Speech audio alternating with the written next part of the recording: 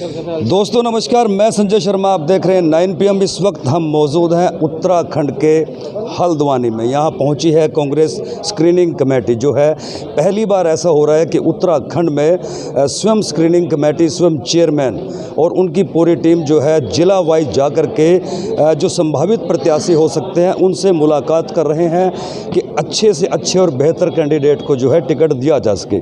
ऐसे में उत्तराखंड में खटीमा विधानसभा बहुत ही हॉट सीट के रूप में जानी जा रही है। स्वयं मुख्यमंत्री जी पुष्कर धामी जी जो है मुख्यमंत्री सिटी जिसे हम कहेंगे, वहाँ से कांग्रेस के युवा चेहरे हैं। भुवेन कापड़ी कार्यकारी अध्यक्ष हैं। यहाँ के युवा चमकते दमकते चेहरे हैं। लेकिन पूरे उत्तराखंड की नज़र है कि खटीमा में क्या होने वाला है। एक तरफ 69 सीट है और एक तरफ खटीमा विधानसभा सीट है, मुख्यमंत्री का क्षेत्र। ऐसे में क्या होने वाला है, तो सीधा चलते हैं भुवेन के पास। स्वागत है आपका जी। नमस्कार। क्या होने वाला है खटीमा में हॉट सीट के रूप में देखी जा रही है? देखिए, खटीमा की जनता उत्तराखंड की सबसे जागरूक जनता है। अगर उत्तराखंड आंदोलन की बात देखेंगे तो उत्तराखंड आंदोलन को नई दिशा देने का काम खटीमा ने किया। खटीमा गोलीकांड में 7 लोगों ने शहादत दी और हमारे प्रदेश का निर्माण हुआ, तो खटीमा को उत्तराखंड की जननी कह सकते हैं। और हमारे मुख्यमंत्री जी 10 साल से खटीमा में काबिज है। मुख्यमंत्री बनने से पहले 9.5 साल विधायक रहे। उन 9.5 सालों में उन्होंने खटीमा के युवाओं के लिए क्या किया। खटीमा में वन भूमि में बैठे हुए, राजस्व की ज़मीन में बैठे हुए, कैनाल की ज़मीन में बैठे हुए जो गरीब तबके का आदमी है, उसकी लड़ाई कितनी लड़ी।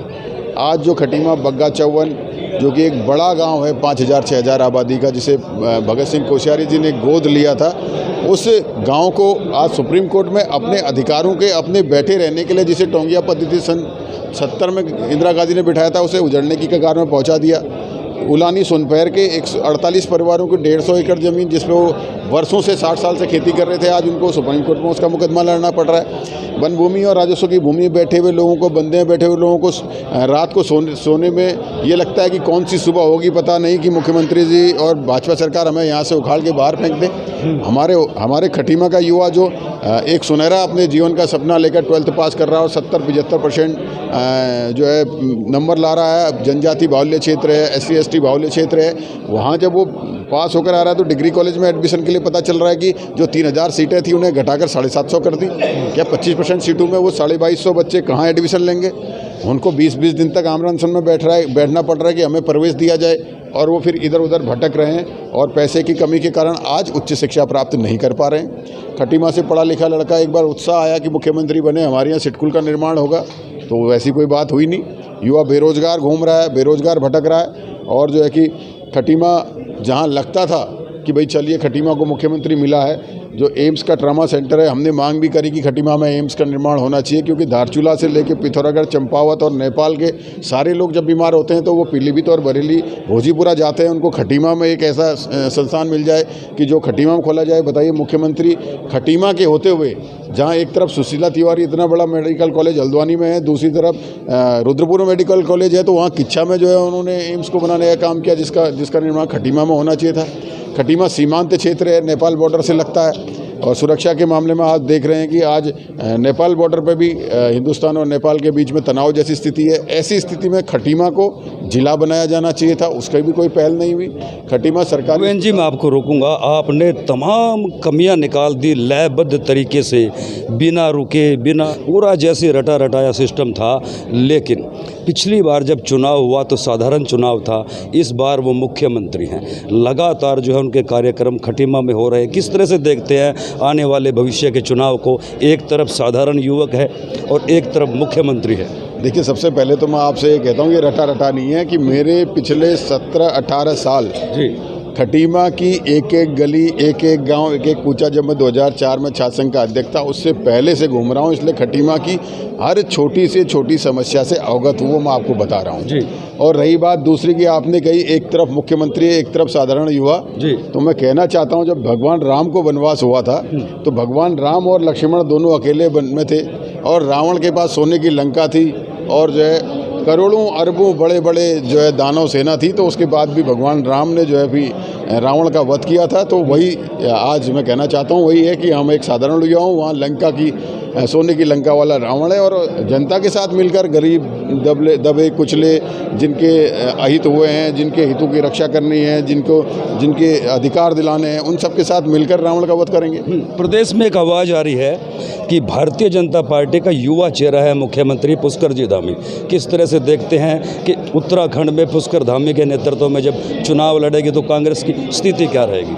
देखिए, युवा चेहरा, उत्तराखंड हमारे देश के शिक्षित राज्यों में से एक है। युवा चेहरा होने से कुछ नहीं होगा, युवा सोच से परिवर्तन आता है। अगर आप देखेंगे एनडी तिवारी जी 80 साल से ज़्यादा उम्र के थे, लेकिन उनके पास युवा सोच थी। उन्होंने सितारगंज में, रुद्रपुर में, काशीपुर में, सैलागुई में, हरिद्वार में, सब जगह सिडकुल की स्थापना करी और युवाओं को रोजगार दिया। युवाओं के रोजगार के रूप में माननीय एनडी तिवारी जी की युवा सोच सामने आई। सड़कों का जाल बिछा, सड़कों के जाल से गांव-गांव तक लोगों को जोड़कर उनकी युवा सोच दिखी। सबसे ज़्यादा डिग्री कॉलेज बनाने का रिकॉर्ड जो डिग्री कॉलेज थे, 24 नए डिग्री कॉलेज बनाकर उन्होंने युवाओं को उच्च शिक्षा के लिए संस्थान दिए, वो उनकी युवा सोच थी। तो मैं ये कहना चाहता हूँ, युवा होने से कोई वोट देने वाला नहीं है। आप जिस पद पर बैठे हैं वो आपको युवा सोच स्थापित करके लोगों को दिखाना पड़ेगा, तब जो है कि आपको लोग मानेंगे कि आप युवा हैं। मुख्यमंत्री बनने के बाद आप क्या समझते हैं कि खटीमा में मुख्यमंत्री जी कुछ विकास कर पाए या असफल रहे? देखिए, मैं तो ये कहता हूँ कि मुख्यमंत्री जी जो हरीश रावत जी के समय की घोषणाएँ थी, जो त्रिवेंद्र सिंह रावत जी के समय की घोषणाएं थीं, उन घोषणाओं में काम कराने में तेज़ी भी नहीं ला पाए। आप नई घोषणाएं और नए निर्माण की बात तो छोड़िए, अगर आप आज ही जाइए, मैं आपको चैलेंज कह रहा हूँ, एकलव्य विद्यालय का जिसका कल उद्घाटन हुआ है और जिसमें करोड़ों रुपये का दुरुपयोग हुआ है, वही रुपया अगर उस जगह पर लगता तो शायद भला होता। आप देखिए, वो तैयार भी नहीं हुआ है, उसमें दरवाजे खिड़कियाँ नहीं लगे। आज वहाँ बच्चों को आप भेज नहीं सकते पढ़ने के लिए। उसका आनंद फानन में उद्घाटन करना ये दिखाता है कि वो जानते हैं कि शायद मुझे मौका न मिले। बीजेपी का दावा है कि इस बार 60 पार, आप कैसे देखते हैं? देखिए, बीजेपी का दावा तो था हर व्यक्ति के खाते में 15 लाख रुपए आएंगे, क्या आए? क्या बीजेपी का दावा था कि हम महंगाई बहुत कम कर देंगे, क्या हुई? क्या बीजेपी का दावा था हम 2 करोड़ प्रतिवर्ष रोजगार देंगे, क्या हुए? क्या तो बीजेपी के दावे खोखले हैं। चुनाव के बाद आप बीजेपी को कहते हुए सुनेंगे कि ये चुनावी जुमला था। 60 पार चुनावी जुमला निकलेगा और ये दहाई के अंक में भी नहीं पहुंच पाएंगे। तो आप सुन रहे थे, खटीमा जो हॉट सीट होने वाली है, होने क्या वाली है, हो चुकी है।